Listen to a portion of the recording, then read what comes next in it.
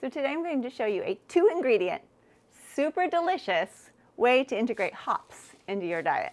We're going to make hop-infused honey. So what is a hop? This is a hop. They're these beautiful little flowers that grow on a vine. Here in the Pacific Northwest, they grow like a weed. They will grow up to a foot a day. They need something to trellis on, so I'm growing them up the drain chain from the gutter in my garage. So here they are. They're these beautiful, quintessential, iconic like beer flowers. So now most of you have tried hops in the form of beer in one way or another. They're very common in IPAs. Now, a couple of years ago, there was a big stir on the internet about IPAs giving you man boobs. And I know many of you IPA drinkers were really concerned about this. It's actually scientifically proven to be true. So hops are high in flavonoids.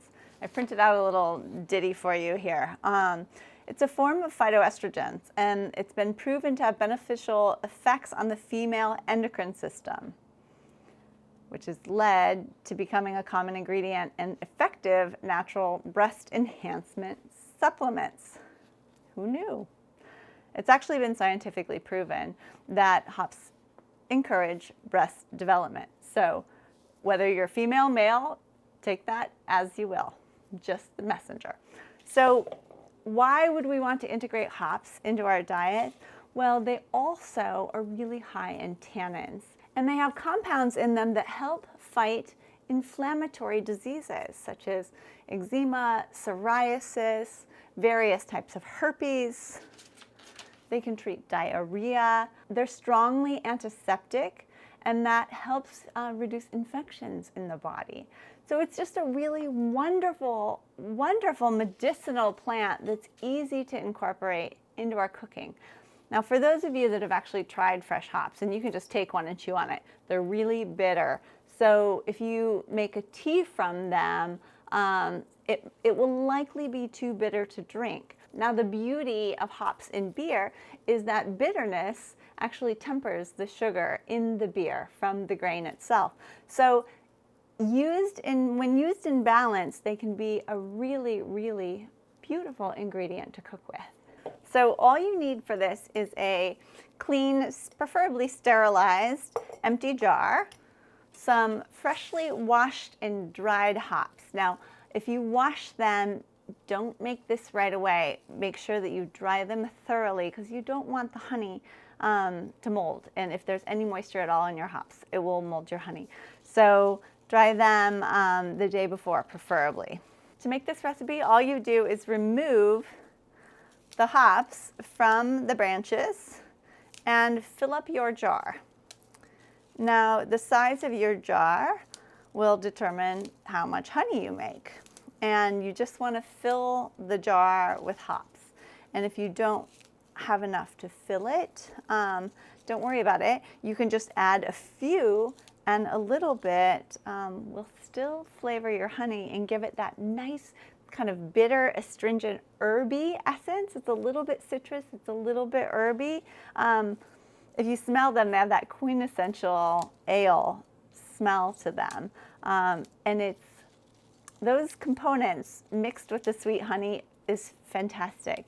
It makes a delicious ice cream, especially if you're going to serve it with something like gingerbread or an apple pie or something that can go a little bit savory.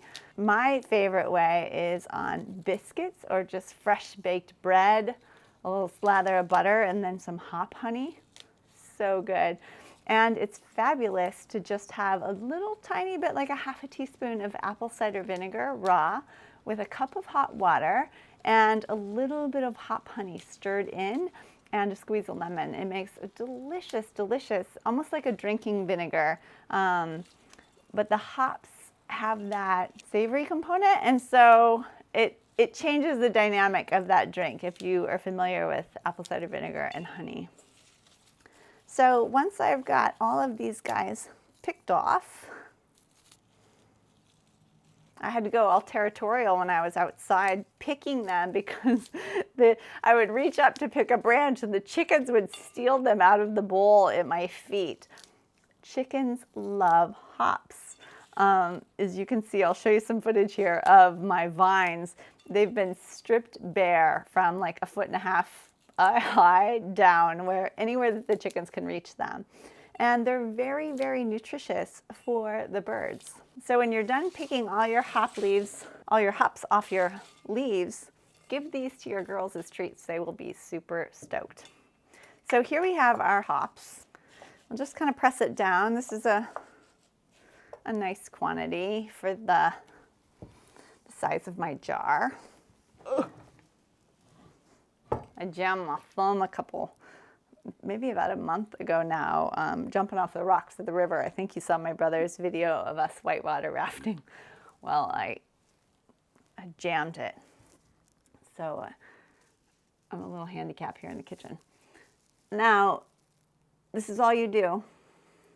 Take your honey. Woo! Don't overflow it like I am. Slowly, slowly, slowly. Get back in there. Pour it over your hops. Ooh, I'm making a mess. And over the course of the next probably 10 or 15 minutes, you'll see air bubbles coming up and the honey will just settle into the hops. Keep adding honey until they're all covered so that the honey is right up to the lid of your jar. Sit this in a cabinet. You could put it out in the sun if you want to facilitate it a little bit. But I always find that sun oxidizes a little, and I don't know how that works with honey, but I generally try not to have it in direct sunlight. And let it sit for a month or 2. That's it. Hop infused honey. You can use it however you would use a honey that you wouldn't mind having a little bit of herbal bitterness to it. It's really delicious. Honey's always a fun ingredient to work with.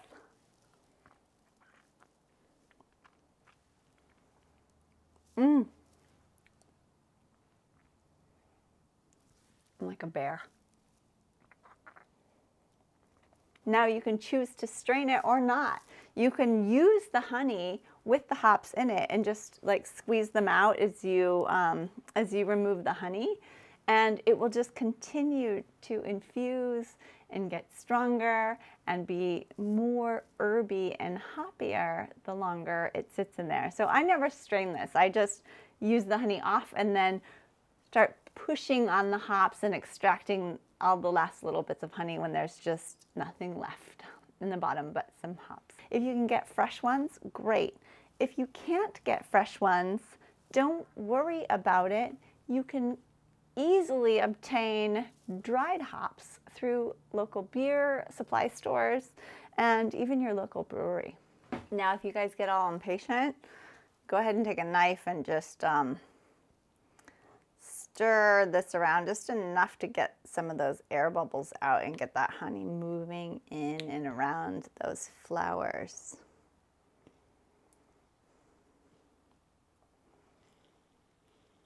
Now, these honey infusions aren't limited just to hops. You can use anything. You could use calendula flowers, lavender blossoms. I make an annual cough syrup using elderberries this time of year when they're ripe. This is kind of settling in a little bit. I'm going to add a little more honey. You can also infuse things like garlic, which the honey preserves the garlic, and that's another really wonderful remedy for keeping away the colds. And you can use the garlic if you're a meat eater. You can use it in like 100 clove, one of those 100 clove roast chicken garlic dishes. You can add it into stir fries and things where you want just a teeny bit of sweetness and you don't mind the sweet and garlic combo. Or you just spread them on toast with butter and fresh baked bread. It's surprisingly good. So I'm going to carry on here without you until all of my honey gets filtered down to the very bottom and all of these air bubbles stop coming up, and seal it, put it in a dark cabinet for 2 months, and then start using it.